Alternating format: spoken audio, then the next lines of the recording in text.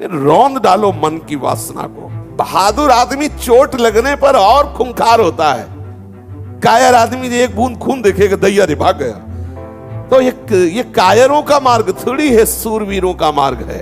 और ये कायर पुरुष घबरा के भागता है, योद्धा ताल ठोकता है। डरो मत, घबराओ मत, गिर जाना भी यहां दौड़ना है।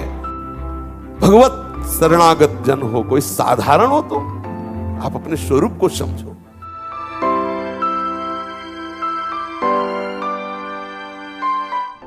सावधान होकर के उपासना में लगो। मर जाओ किंतु प्यारे का चिंतन न छूटने पावे। इतना भी कष्ट आ जाए कि प्राण निकल ले तो भी हम अपने प्यारे का चिंतन। ये कैसे बैठते हो कि तुम्हें काम क्रोध का इतना लंबा चिंतन हो जाता है कि आप विचलित हो जाते हो। कितने खाली हो आप, जरा विचार करो। स्फुरना होना बात अलग है, आप उसमें डूब गए, आप उसकी चेष्टा में आ गए। मतलब कितना अंतराय है आपके भजन में। बातें बनाने से नहीं बनेगी बात। आपको इतना समय कैसे मिला, क्यों आपको इतना मनन करा रहा है कि आप बाहर देख लो, आप वो चेष्टा कर लो। आपको इतना समय के मतलब भजन के अंतराय का बहुत समय है आपके बीच में। आप अव्याव्रत भजनात् में नहीं हो। रौंद डालो मन की वासना को। राधा राधा राधा राधा राधा सुनो ही मत वो जो कह रहा है राधा राधा। अपनी बात सुनाओ, देखो अगर अधीन ना हो जाए तो कहना। लेकिन राधा राधा और बस हम सुनने में लग गए, देखने में लग गए, चेष्टा में लगे। बोले अरे नाम का कोई प्रभाव नहीं आ रहा। युद्ध है, वो भी तो भगवत स्वरूप है, कोई साधारण है क्या?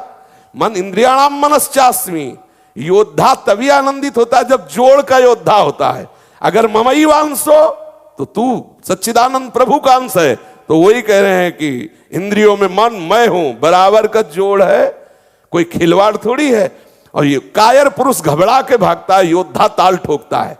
हरि का स्वरूप जीव है, हरि का स्वरूप मन है, और इसको परास्त कर लो। आप सजेति सजेति सतरति सतरति स लोकांतरयति। अगर ऐसा नहीं हो तो भोगो नरक, मरो जा करके भी। खेल है। अब इसमें कहो कि भगवान सहयोग कर रहे, तो शास्त्र और संत और सदगुरुदेव रूप से कौन बोल रहा है? वही तो तुम्हें संभाल रहे, तुम्हारा पक्ष ले रहे। आप अश्रद्धा करो, आज्ञा का उल्लंघन करो, भोगो जाके, मरो जाके। संसार उसी प्रवाह में बह रहा है। अगर बचना चाहते हो तो उनकी आज्ञा में रहो। मर जाए किंतु प्यारे का चिंतन न छोड़े, इसी का तो नाम भक्ति है। जिस प्रकार बछड़ा गाय के पीछे भागता रहता है, उसी प्रकार भागो हरि के पीछे। तो एक दिन ऐसा आएगा बछड़ा के पीछे गाय भागने लगती है। छोटा सा बछड़ा जब चरने के लिए इधर उधर घूमने लगता है तो गाय रंभा करके उस बछड़े के भक्तन पाछे यो फिरत जो बछड़ा से। पहले तुम स्वीकार करो आसक्ति, फिर देखो हरि तुमसे कितना प्यार करते हैं। थोड़ा आगे भूमिका में कदम रखो, जहां हो ये भूमिका कोई अच्छी नहीं है। साधक जब काम क्रोधादि का चिंतन तन्मयता पूर्वक करेगा तभी परास्त होगा। जब कामादि विकार आने लगे, सुनो मत इसकी सलाह, इसका दिया हुआ भोग प्रलोभन चिंतन में मत लाने दो। उसी समय आप गाढ़ चिंतन करो। नहीं बन रहा, चीखो, चिल्लाओ राधा राधा राधा। लेकिन उस समय आप चीखेंगे नहीं, गंभीर होकर चिंतन कर रहे हैं विषय का। आपकी इंद्रियां उसी में तन में। मरो, जहर खाओगे मरोगे। अब आप कह दो कि अरे कोई बचा ले, तो कैसे बचोगे? क्योंकि ये आपके अंदर का विषय, आपको ही ठीक करना पड़ेगा, आपको ही सुलझना पड़ेगा। आप उसमें तन्मयता करें, निश्चित मरोगे। क्रिया हो या ना हो, आपका वो संस्कार, आपका वो आंतरिक चिंतन गलत हो जाएगा। थोड़ा सुलझो, थोड़ा सावधान हो। उपासना से जो चाहोगे वही प्राप्त होगा। ऐसी कोई स्थिति नहीं है जो उपासना से न प्राप्त हो जाए। पूज्यपाद सूड़िया बाबा जी महाराज कह रहे, प्रभु का भजन तो बहुत लोग करते हैं, परंतु सबको प्रभु का अनुभव क्यों नहीं होता? यही कारण है कि गोता लगाते हैं विषयों में और भजन का नाटक कर रहे हैं। अगर भजन करते हुए भजन में डूबने लगो, भगवत साक्षात्कार ना हो जाए तो कहना। पर देखो ये जलने का बहादुर आदमी चोट लगने पर और खूंखार होता है। कायर आदमी एक बूंद खून देखेगा दैया रे भाग गया। तो ये कायरों का मार्ग थोड़ी है, सूरवीरों का मार्ग है।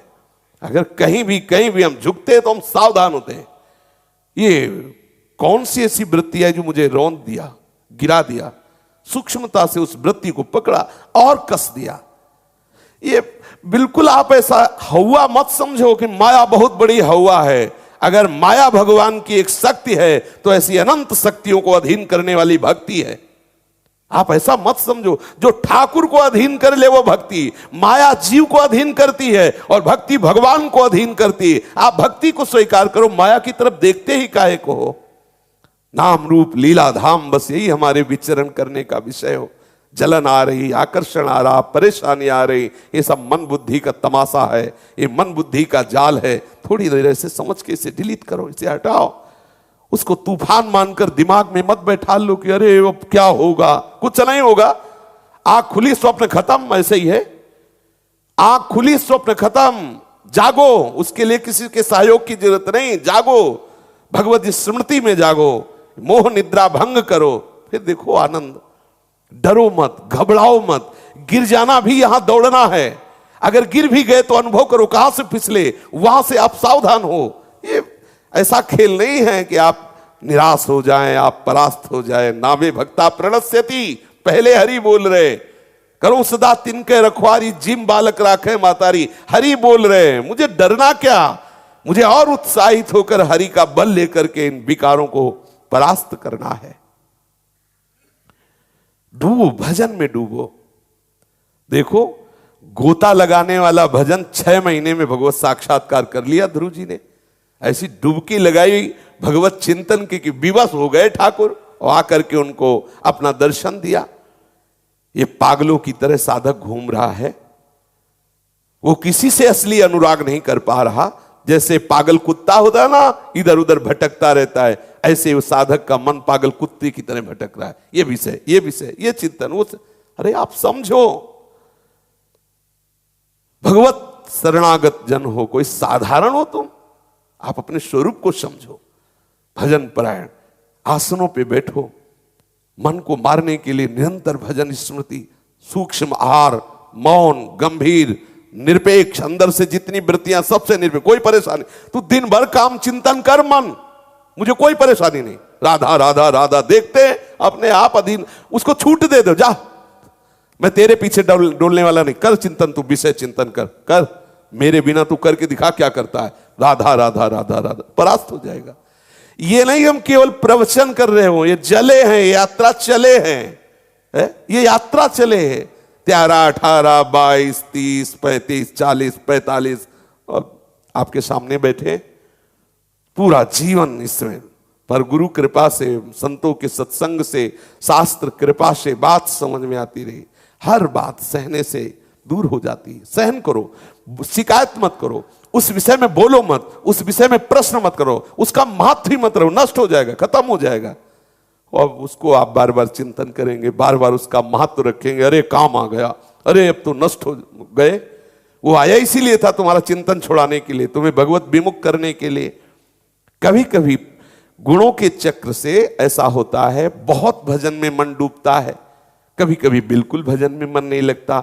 तो ध्रुवदास जी लिख रहे हैं, कबहू तो थोरो भजन, कबहू होत विशाल, मन को धीरज छुटे नहीं, गाय न दूजी चाल। धैर्य पूर्वक करो, नहीं भजन हो रहा कोई बात नहीं, लेकिन बुरे आचरण नहीं होने देंगे, मनोरंजन नहीं होने देंगे, कुसंग नहीं होने देंगे, ठीक है। थोड़ी देर बाद देखना फिर डूब जाओगे भजन में। अगर हमारा मन भजन में नहीं लग रहा, कोई बात नहीं, बैठे हैं, गलत आचरण नहीं होने देंगे, शास्त्र विरुद्ध क्रिया नहीं होने देंगे। मन तुझे जो करना है कर, राधा। थोड़ी देर बाद देखो, ये सब अनुभव की बात, थोड़ी देर बाद मन फिर आ जाता है, फिर शांति, फिर तदात्म। अब अगर वो मन नहीं लग रहा, बोले चलो थोड़ा बाहर घूमे, आंख चराना शुरू कर दिया, इंद्रियों को चराना शुरू कर दिया, भ्रष्ट होने के चांस उसी समय वो पकड़ लेगा कोई ना कोई ऐसा जो आपको एकांत में भ्रष्ट कर देगा। इसलिए सावधान रहिए। बहुत बड़ा अवसर दिया है प्रभु ने भगवत प्राप्ति के लिए। ये पागलों की तरह चेष्टा बंद करो, असली वस्तु की तरफ लगो।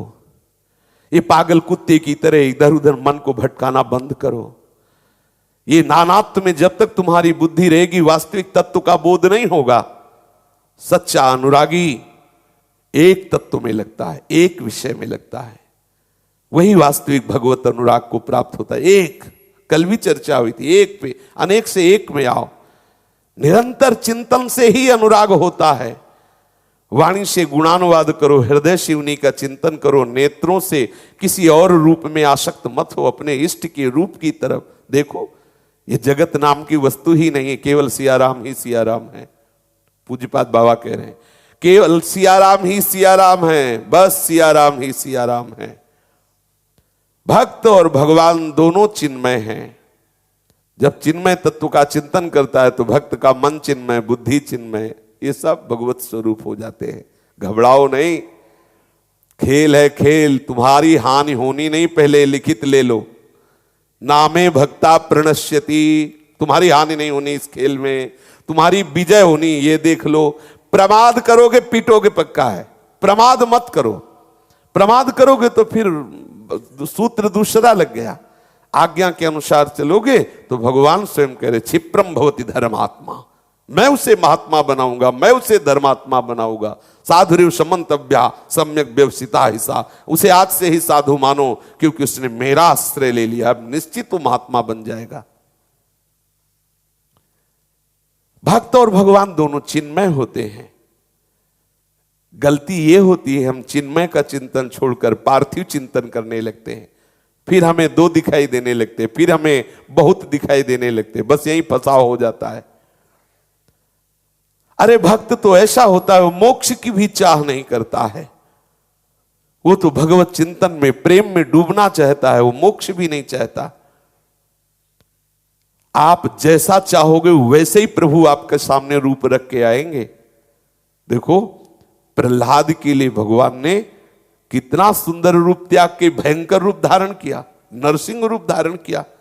आश्चर्य है, सेन भक्त के लिए आप नाई रूप धारण किए। आप जैसे प्रभु को चाहोगे वैसे प्राप्त कर लोगे।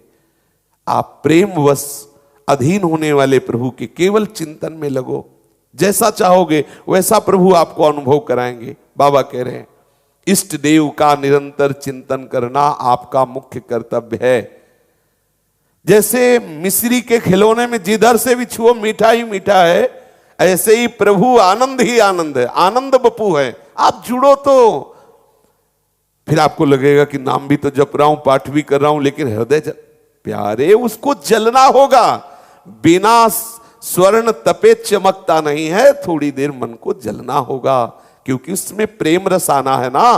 तो जैसे मटकी कच्ची हो तो बिना आवे में तपे वो रस रखने लायक नहीं होती, अगर डाल दिया जाए तो मटकी फैल जाएगी।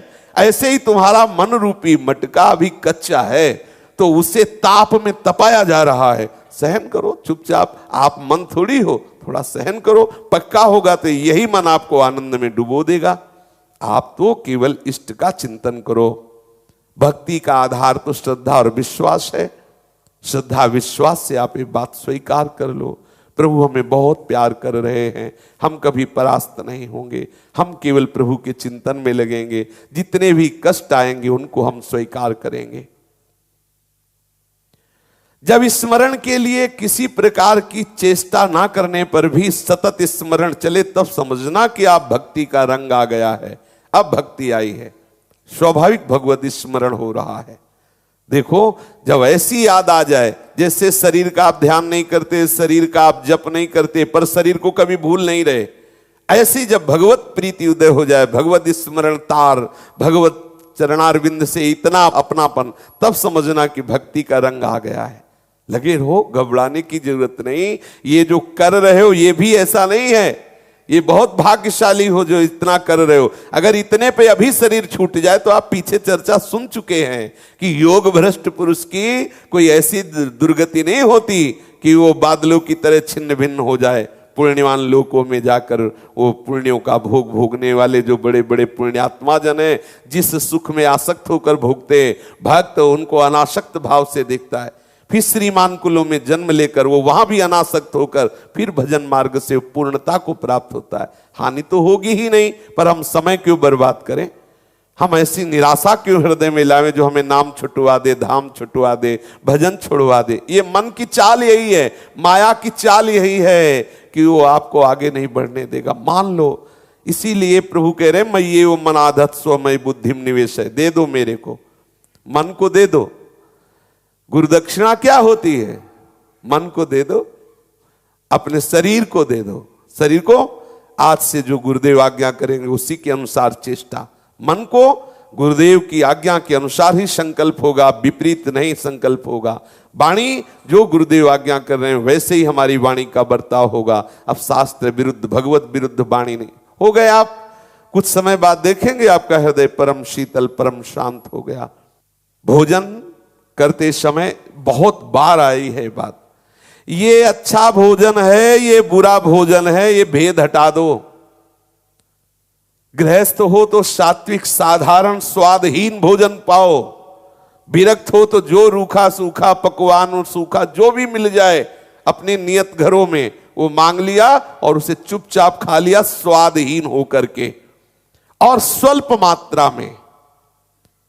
इस मुख में जो ये जिह्वा है इसके दो कार्य हैं, एक रसेंद्रिय एक वाकेंद्रिय। जो हितकर सत्य बोलता है पवित्र भोजन अल्प मात्रा में पाता है वो अजिभ्य कहा जाता है। जिह्वा होते हुए भी अजिभ्य कहा जाता है, अर्थात वो ऐसी मौन धरा को प्राप्त हो जाएगा जहां कोई संकल्प विकल्प नहीं है। जो साधु जो उपासक अद्य जातम यथा नारीम तथा षोडश वार्षिकी, बहुत महिमामयी बात है। सत वर्षा च यो दृष्टवा निर्विकारा ससंड कहा। जो साधु जो साधक ऐसी स्थिति बना लेता है कि आज उत्पन्न हुई बालिका में और 16 वर्ष की बालिका में और 100 वर्ष की वृद्धा में समान चेष्टा रहती है। जैसे छोटी बच्ची अभी प्रकट हुई है, क्या विकार रहेगा आपको? ऐसा तुम्हारा अभ्यास होना चाहिए। अच्छा, अपनी जवान बहन अपने घर में होती है, क्या काम होता है क्या तुम्हारे अंदर? बहुत ही राक्षस होगे तो बात अलग है। आपकी बहन आपकी बेटी आपके घर में रहती है क्या? तो आप सोचो, कोई आप जंगल में हो, ऐसा कोई घर नहीं होगा जिसमें माताएं बहनें ना हो। क्या आप वहां काम भाव रखते हैं? वहां तो भाव ही नहीं आता कि ये स्त्री है, भाव ही नहीं आता कि ये स्त्री है। अपनी बेटी पे अपनी बहन पे भाव आता है क्या स्त्री है? नहीं, वो तो मेरा बच्चा है, मेरा ऐसा भाव आता है। एक सांसारिक भाव निष्काम बना करके आपको वहां रख सकते हैं। तो भागवतिक भाव, आप ऐसे भाव से युक्त हो जाए कि आज की प्रकट हुई बच्ची, 16 वर्ष की जवान बच्ची, 100 वर्ष की वृद्धा, तीनों में समान भाव हो। अर्थात ऐसी स्थिति प्राप्त होने पर आपके अंदर काम चेष्टा ना हो, ऐसी स्थिति हो, ऐसी स्थिति बनाओ, ऐसा भाव धारण करो। होता है, ये कुछ दिन की लड़ाई है, अगर लड़ गए पार हो गए तो स्फुरना ही बंद हो जाती है। ऐसा थोड़ी कि जीवन भर जल, और अगर नहीं पार हुए तो 90-95 वर्ष की अवस्था में भी इंद्रिया काम नहीं करती पर चेष्टा होती है। ये अनुभव की बात है, हमने बात की है। हमने सोचा जब नवीन अवस्था थी, क्योंकि सबको इस युद्ध में तो लड़ना ही होता है, ऐसा थोड़ी कि आप ही जल रहे हो और अपने को जलन नहीं, बावरा कर देता है, सबको एक बार रुला देता है, चीख चीख के पुकारना होता है प्रभु कैसे बचे। बड़े बड़ों को मन में आया कि ये सब 30-40 तक की झंझट है। छोटे थे, मन में आया कि ये 30-40 तक होता होगा, इसके बाद तो एक 92-95 वर्ष के ब्राह्मण साधन करते हुए वयोवृद्ध थे, उनसे एकांत में मिले। हम कहा बाबा नाराज मत होना, जो मैं पूछ रहा हूं।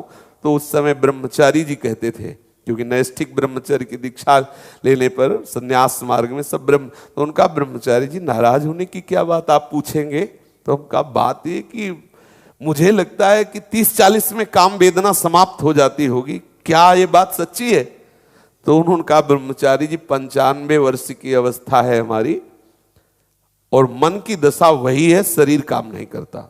निराश हो गए। हम कहा मतलब अवस्था से संभलने वाली बात नहीं है, ये भजन से संभलने वाली बात है, साधन से संभलने वाली बात। तो ये कभी अगर कोई सोचे कि अवस्था आगे आएगी और आप ठीक हो जाओगे तो बेकार की बात है। मतलब 85 और 90 वर्ष की अवस्था में भी वो अपने साधन विहीन आचरण करते हुए पाए गए। वो मतलब भ्रमण करते समय ये सब देखने को मिलता है, अनुभव करने को मिलता है।